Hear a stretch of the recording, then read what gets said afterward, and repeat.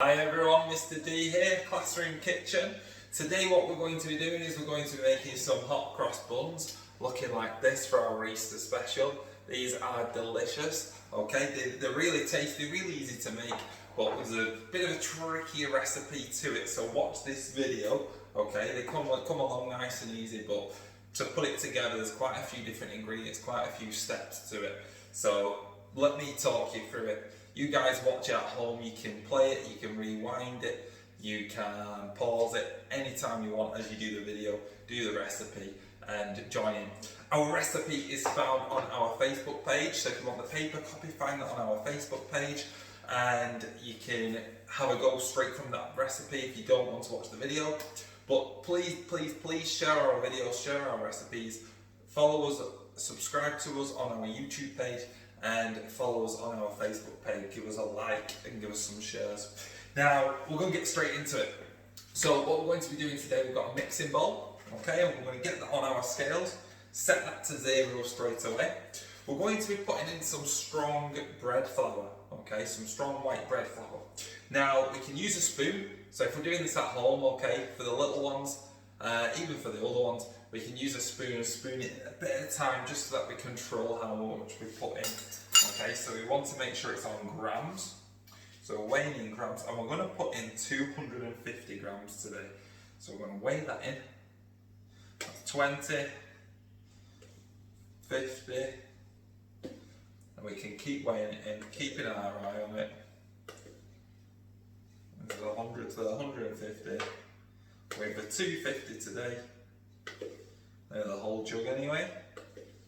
200, 225, 250, right there. Okay, so you're weighing your flour, got your flour in there. We're going to mix into it a couple other ingredients. We've got some butter that we're going to weigh in. So we're going to need 25 grams of that. Before I do so, I'm going to put some sugar in. So I'm going to put 25 grams of sugar in with my mixture. So add that on, 250 add 25. Get a bit of quick maths going at home. 250 add 25, 250 add the 20. Nice and easy, 270, add the 5, 275. 275 grams of sugar we're putting in there, put a little bit extra in, just to make sure it's topped up to the right number. We're going to be putting in a bit of spice, so a little bit of ground mixed spice if you've got some. If cinnamon's really good, okay, cinnamon's in mixed spice anyway, just with a couple other ingredients, so we can put that in there. Always smells a little bit like Christmas actually, with a bit of mixed spice. So we're going to just put in about 2 teaspoons of that. A little bit more, make sure we've got enough. Okay, just like that, all mixed in. Then, yeah, what we can do, give that a little spoon. With a spoon, give that a little mix. And then we're going to rub some butter through, okay? So before we put anything like yeast in it or anything else, we're going to rub a bit of butter into it. And we want 25 grams of butter, like I said a moment ago. I use the sugar spoon, so I can spoon in some butter. I'll push it in with the back of that one. 25 grams we're sticking in. Spot on, that's the one right there. So 25 grams of butter in there. I'm going to be using my fingertips now and I'm going to rub the butter and the flour and the sugar and everything together. Okay, so fingertip job this one is. So rubbing it together just like this. And using the flour, it will stick to your hands, but if you use the flour correctly, it will just rub off. Okay, so that butter will stick to your fingers, but use the flour. It will just mainly rub off and then you can just carry on as you go. But it should only be using your fingertips, so it should only be your fingers that are getting a little bit on the messier side. So rub that in there. So if you're doing this at home, make sure you take some photos as you go along. Make sure you send them in to us on our Facebook. If you do enjoy this, you could have a go at writing a recipe yourself. Because there's lots of variants. Have a little look on Google it, okay? Have a little look on the Google and see what else is out there, what other recipes are on there, because we do put different recipes on every day, but there's lots of variants. We try to keep our recipes nice and simple for you guys, okay? Depending on how old you are watching this, then it depends on how hard you want it to be, okay? But if you're maybe in year 5 and 6 at home, you're wanting to start experimenting with your food a little bit, maybe have a look for a more complicated recipe online, okay, and see, and then send me what you've done to it. Tell me your changes, okay. Have you put any extra different fruits into the ones I put in today? Any different spices in there, any different flavours? Let us know, okay, because we will share that and we'll tell other people to have a go as well with your recipe. So definitely have a go at writing those recipes and sending those in to us here at Classroom Kitchen, okay? So I've mixed that in now, I've got all of that in, I've rubbed it off my fingers, majority of it. There's a little bit on there, but I'm not too worried about that. What I'm going to do is I'm going to stir in some milk now, okay? So I'm going to be putting in my yeast, and I've already weighed this in before. About 7 grams of yeast. I'm going to sprinkle that in, and I'm just going to give that a quick mix with my spoon. And then what I needed to do, I heated the milk up just before we started today. Okay, I wanted that to be lukewarm, so it's not too hot, because if it's too hot, it's going to kill the yeast. The yeast, we've said this before when we've been talking about bread. What's yeast for? What does yeast do when we're making things like bread? Do you guys know? Well, yeast is it's a type of bacterium. Okay, it's a type of bacterium. It's going to grow. Now, it's a good bacteria. We can use it for food. Okay, baker's yeast, and it's going to grow. It will rise. Okay, it will help the bread to rise. So it needs warmth and it needs a bit of wet to it. Okay, so we're going to be mixing in some milk. 100 ml. Okay, will do the trick. So we're going to mix that in. What I would do is I would do about half of it first, and I would give that a little mix. It starts to give that a little mix, and if it seems wet enough, it's probably good. Okay, because we have got something else to add in. We've got a bit of egg to add in too. So I'm going to put a little bit more in there. But I'm not, as you can see, I'm not mixing it all the way through yet, because I'm going to mix some egg in.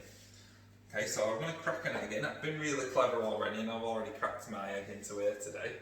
So I've already done that. You guys at home, that's the best way to do it. Crack it into a separate bowl first, so you don't get any shell in there, and then mix it in. Don't crack straight in. So I'm going to put that in there, and I'm going to mix all of this through now with the milk and the butter and everything. Okay, it's going to take some effort to do so. If you're having a go at home now, if you're watching, have a join in with me with this bit. Okay, let's use our strength. Let's get that mixing around the bowl. And what we're trying to do is we're almost kneading the dough here now with the spoon. So we're kneading it with the wooden spoon, just like we would do if we were making bread. We'd get it rolled out on the table, which you can do that. Now, as it's still a bit sticky, I'm going to put the sultanas in.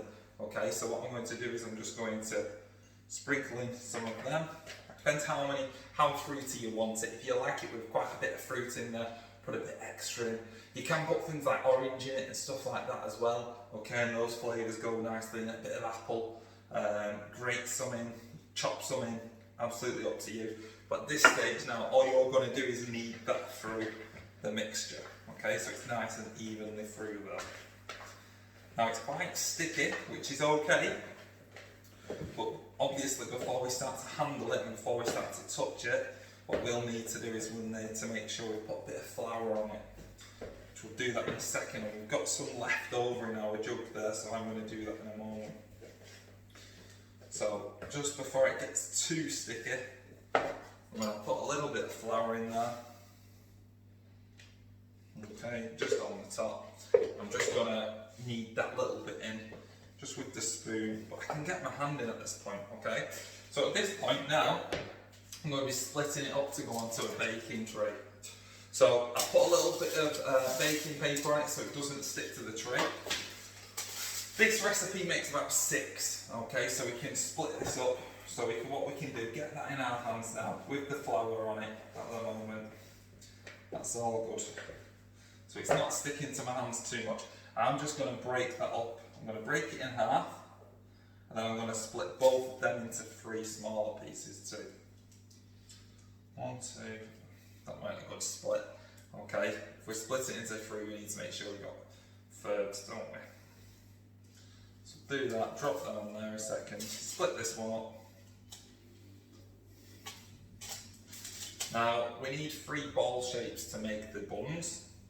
So what we're going to do is with those, just going to rub them in our hands a little bit, bring them together like that, so that sort of shape, and then we're going to place them back down in a good spot on the tray. So we want to spread them out, otherwise they will be sticking to each other.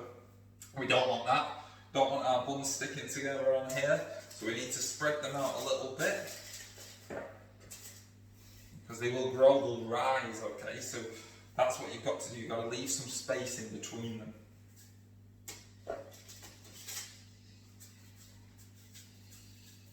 Roll them a little bit. Like I said, okay, so when you're taking it out, it's good for it to be sticky, good for it to be a nice soft mixture, but when you are taking them out, make sure a little bit of flour, just so it doesn't stick too much to your hands, and perfect. Now, you can put as much sultanas in as you want, as much fruit as you want in there.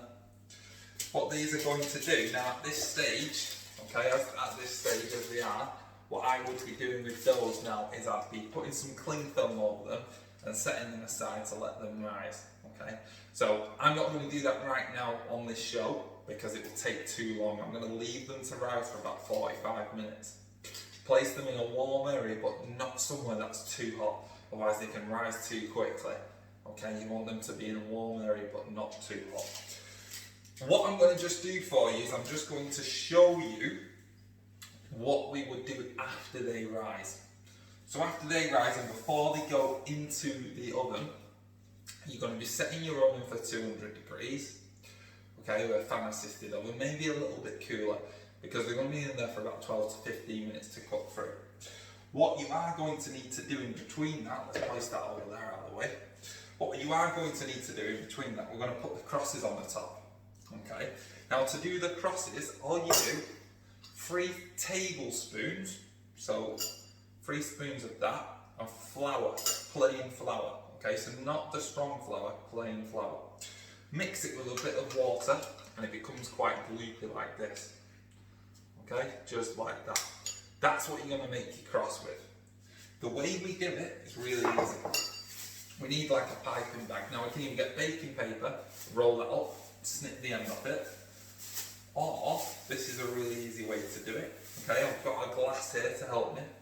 If you're at home and there's 2 of you, it's perfect to just do it between the 2 of you. If not, if it's just you on your own, it's quite tricky. So put it into a glass to hold it, and you're going to scrape that mixture into the glass, into the plastic bag. Get all of that in there. This is how you do a makeshift piping bag. Okay, get that in. You want it to go to one corner like that. Get it all down into one corner. It's nice and soft. Okay, and all we're going to do is we're just going to snip the very corner of it. We're going to pipe across. So we're going to pipe from one side to the other, and I would not start over the actual bun. I would start to the side of it. So if it leaks out onto the baking paper, it's fine, because at the end you can get your scissors and snip those extra bits off. And all you're going to do is you're going to pipe across a very small cut to the corner of it.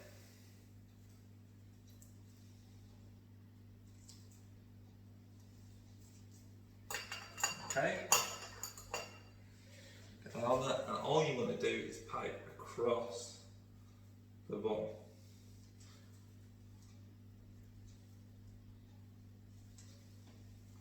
Like that. I'm going to leave it like that to show you really easily. But obviously what I'm going to do, I'm going to make the most of these, I'm going to let these rise. But that's just to show you how easy it is, okay? That mixture needs to be quite thin, but not too thin, okay? It needs to be a little bit thick. Mine could have been a little bit thicker. So at home, put a little bit of water in at a time, keep mixing it around, okay? But don't let it be too thick or it won't come out of the piping bag. Put them in the oven for 12 to 15 minutes. When they come out of the oven, they'll be lovely. You get a little bit of honey or a little bit of syrup, and just glaze them with that whilst they're still hot, because the syrup will go nice and runny, okay, or the honey will go nice and runny on there. Then as they come out looking like this, okay, and they're the final products, they're the finished ones. They're delicious, okay. You can eat them nice and hot when they come out of the oven, or if it's a day later, cut them in half, pop them in the toaster, bit of butter on them, delicious, okay. So nice Easter treat for you. Please take photos, please share them with us, please let us know what you're doing, because we love to see all the different things you've come up with, okay? We love to see all the different things on our Facebook, and people at home do too. Okay, so we're getting lots of people liking those photos. So you guys at home, join in, take photos, send them to us. Okay, get an adult to send them to us. Subscribe to our YouTube, follow us on Facebook, give us lots of likes, give us lots of shares. Thank you very much, okay? I hope you enjoyed Classroom Kitchen. Tomorrow's episode is going to be slightly different, okay? So I will put that on Facebook why that's different. But enjoy your Easter, okay? So thank you very much. Happy Easter to everyone. Thanks a lot.